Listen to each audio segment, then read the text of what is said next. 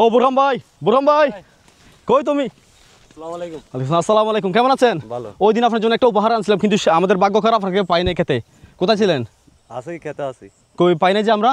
যে একটু টেনশনে আছিলাম তাই। কিসের টেনশন আবার আপনার? এত সুন্দর ফসল হয়েছে মনে হয়। হচ্ছে না। কেন ক্ষেত ফসল কি আবার?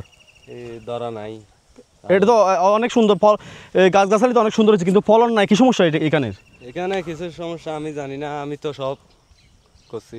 কিন্তু আসলে ফসল হয় না, না ফলের সমস্যা, ফসলের সমস্যা। জি। ও, তো আপনার জন্য যে উপহারটা নিয়ে আসছিলাম সেটা তো দেখান নাই। এটা কি? এটা বেন্ডিবিসি। বেন্ডিবিসি মানে 100% এইসব বাদ। জি। এইসবে দেখা যাচ্ছে কি এত সুন্দর করে ক্ষেত করছেন কিন্তু ফসল নাই। এটা তো 100% দিয়েছে আমাকে, কারণ এটা হচ্ছে আমি ভালো একটা কোম্পানি থেকে এসেছি এবং আমি কোম্পানির নামটা দেখাচ্ছি না। তো 100% পে খুশি? খুশি খুশি। করবেন তো রোপণ? করবো এই সিজনের পর। এগুলো না, ভালো মানের বীজ নেবেন। এবং আপনি কোথায় থেকে বীজ নেন? বিবিরহাট থেকে। বিবিরহাটের অনেক দোকানদার আছেন যারা কিন্তু 2 নম্বরে করে বীজের মধ্যে। তাদের প্রতি একটা অনুরোধ, আপনারা কিন্তু 2 নম্বরে করবেন না। এবং যাদের কাছে ভিডিওটা যাবে তারা অবশ্যই ভিডিওটা শেয়ার করে দিবেন, কারণ প্রতারিত হচ্ছেন আমাদের কৃষকরা। কৃষকদেরকে আগে বাঁচাতে হবে আপনাদেরকে, আমাদের সকলকে কিন্তু এগিয়ে আসতে হবে এই কৃষি সেক্টরকে উপরে তুলতে এক ধাপ। তো এটা খুশি? হ্যাঁ। আচ্ছা বুরহাম ভাই, কি হয়েছে এক্ষেত্রে? এটা তো অনেক সুন্দর ক্ষেত হয়েছে, কিন্তু ফসল তো দেখা দেয় না। এটা আমি জানি না, আমি তো বিষ ব্যবহার করছি, তা তো হচ্ছে না। মানে সবগুলো ব্যবহার করার পর, রোপণ করার পরও আসলে এই বীজ ঠিক আছে, এটা সম্ভবত বীজের সমস্যা না।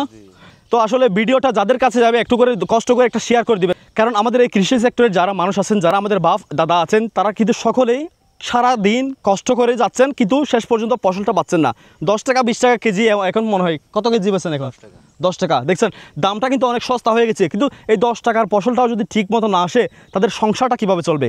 আমরা কিন্তু সেই দিকগুলো বিবেচনা করি না।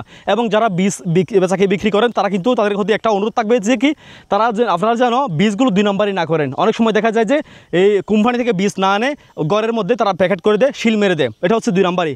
তো ভিডিওটা যাদের কাছে যাবে তারা অবশ্যই একটা শেয়ার করবেন, কেননা বুরহান ভাইদের মতো মানুষদেরকে কিন্তু আমাদেরকে বাঁচাতে হবে, এই সেক্টরকে উপরের দিকে তুলতে হবে। এবং কৃষি সেক্টরের সাথে যারা সম্পর্কিত তারাই জানেন যে আসলে এই কষ্টটা আসলে কি। এত কষ্ট করে আপনি ফসল করলেন, কিন্তু শেষ পর্যন্ত দেখা গেল যে আপনি ফসলটা পেলেন না। রোপণ করলেও নিজের ঘরের রুজিটা পর্যন্ত আপনি শেষ পর্যন্ত এখান থেকে তুলতে পারলেন না। ধন্যবাদ সকলকে, দেখা হবে পরবর্তী নতুন কোনো ভিডিওতে। সে পর্যন্ত ভালো থাকবেন। আসসালামু আলাইকুম।